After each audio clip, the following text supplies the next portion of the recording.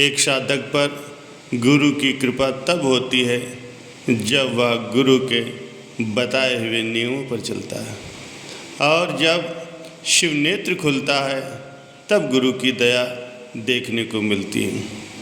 वास्तव में गुरु दर्शन का फल हमारे जीवन में कितना बड़ा फायदा होता है, ये सब जिन्होंने गुरु का दर्शन किया है, हृदय भाव से उनके हृदय में जो प्रसन्नता का बखान नहीं किया जा सकता। गुरु की कृपा और गुरु दर्शन का बहुत बड़ा लाभ होता है। संत महात्माओं ने सत्संग में सब कुछ बताया है। तीसरा नेत्र खोलने की विधि और गुरु दर्शन का लाभ, गुरु कृपा से क्या क्या होता है, आइए आज इन्हीं बिंदुओं पर बात करते हैं। प्यारे सज्जनों, गुरु दर्शन से महान लाभ होता है। शरीर की पीड़ा बहुत कम होती है, मानसिक रोग चला जाता है, संशय भ्रम और दुख मिट जाता है तथा किए हुए क्रियमाण कर्म कट जाते हैं। महापुरुषों की वो दया प्राप्त होती है जो कहीं भी पुस्तकों में नहीं लिखी जा सकती। सूरज के ऊपर का मैल कट जाता है, मन पवित्र होता है। इंद्रियां भोगों की तरफ से हट करके उनसे घृणा करने लगती हैं। गुरु दर्शन से मालिक की याद आती है, जो मालिक तुम्हारे करीब बैठा है।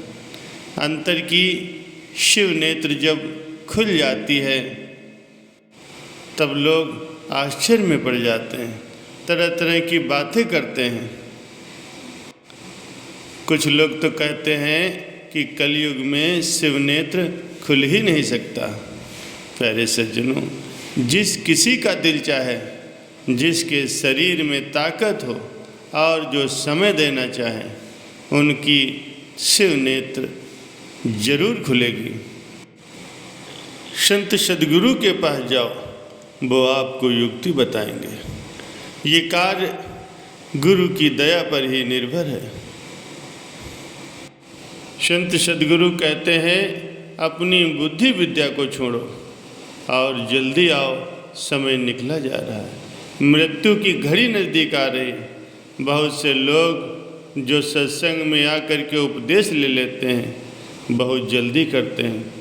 अभ्यास में बैठते हैं तो सोचते हैं शीघ्र ही उन्हें रस मिलने लगे। गुरु पर ताने मारते हैं और अपनी हालत की परवाह नहीं करते। कुछ लोग गुरु पर दोष लगाते हैं, कहते हैं कि गुरु ने दया नहीं की। सोचते हैं कि हमको कुछ न करना पड़े और गुरु ही पार लगा दें। मन को भी गुरु ही मोड़े और अंतर में तरंग न उठने दे, उनकी हर प्रकार की सहायता करें। वो ये नहीं जानते कि गुरु की कृपा तीसरे तिल पर पहुंच करके होगी। गुरु तीसरे तिल के नीचे नहीं आते। अभ्यास गुरु की दया लेकर तुम्ही को करना होगा। अभ्यास के समय गुरु की दया गुप्त रूप से काम करेगी, परंतु गुरु की दया तीसरे तिल पर प्रकट होने लगती है। प्यारे सज्जनों, तुम गुरु को दोष न दे करके जो गुरु कहें उनके अनुसार ही अपनी रहनी बना लो। प्रेम विश्वास दिन प्रतिदिन बढ़ाते रहो। कुछ दिन में ही तुम्हें उनकी दया मालूम पड़ने लगेगी। मेरा विश्वास है कि हर संत महापुरुष के समय में लोग साधन करते हुए उनकी बुराई देखने लगे।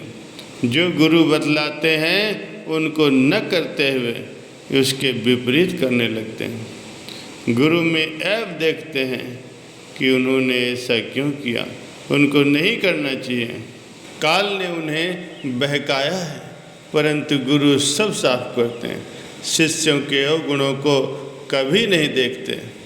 वो चाहते हैं कि इनमें कोई दुर्गुण न रह जाए, वो पाक साफ हो जाए।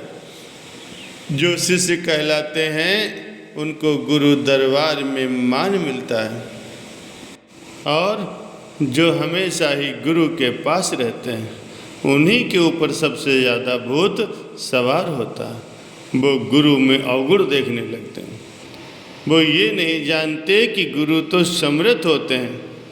प्यारे सज्जनों, लेकिन संत कहते हैं कि पास रहने का नाम शिष्य नहीं है, मान पा लेने का नाम पहुँचा हुआ नहीं कहते। गुरु के दरबार में हर किस्म के लोग अनेक भाव से रहते हैं। गुरु किसको किस तरह से सुधारते हैं ये तो गुरु जाने। गुरु के कहे के अनुसार अगर कर्म करेंगे तो कर्म जल्दी कटेंगे। कर्म करते समय या ज़मीन साफ होते समय गर्द अधिक उड़ती है। ज़मीन साफ करने वाले के कपड़े जरूर गंदे होते हैं, मुंह भी गंदा हो जाता है। इसी तरह से जब कोई सूरत शब्द की साधना करना शुरू करता है या नाम या स्वरूपों का स्मरण करता है, उस समय कर्मों की एक प्रकार की धूल उठती है, जिससे साधक के मन, इंद्रियां, बुद्धि सब भ्रष्ट हो जाती हैं और सब विचार साधक छोड़ देता है। गुरु मर्यादा से बहुत दूर होने लगता है, वचनों का उल्लंघन बार बार करता है। शिष्य एक प्रकार की जिद करने लगता है। यदि उस समय निकटवर्ती गुरु भाई उसे समझावे तो उससे खींचने लगता है, उसको भला बुरा कहता है। कोई भी गुरु भाई यदि उसको गुरु की बात को याद दिलाता है तो भी उसकी समझ में नहीं आता और अपने अवगुणों को देखते हुए सुमिरन, ध्यान, भजन छोड़कर बुराई और गुरु की आलोचना में लग जाता है और संत मार्ग से बहुत दूर होकर के फिर से काल के फंदे में पहुंच जाता है। प्यारे सज्जनों, जब गुरु की दया होती है, जब गुरु की कृपा एक साधक पर आती है, तब उसके अंतर आत्मा का तीसरा नेत्र गुरु की अपार दया से, उनकी कृपा से खुल जाता है। गुरु के दर्शन से उसे बहुत बड़े लाभ होते हैं। वो गुरु की आज्ञा और मौज में चलता है। उसका ये जीवन भी सुख में व्यतीत होता है। उसका लोक और परलोक भी संवर जाता है।